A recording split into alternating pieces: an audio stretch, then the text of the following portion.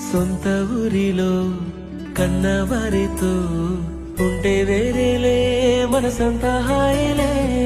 ఎంత మారినా సాటి రావులే అమ్మమ్మ ఇచ్చే వందకే.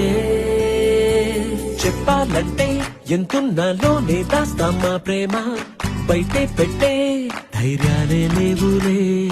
మాలో మాకే ఎన్నున్నా చెయ్యి వేస్తే నా మీద ఎవరినైనా కన్నీటి తీరులే.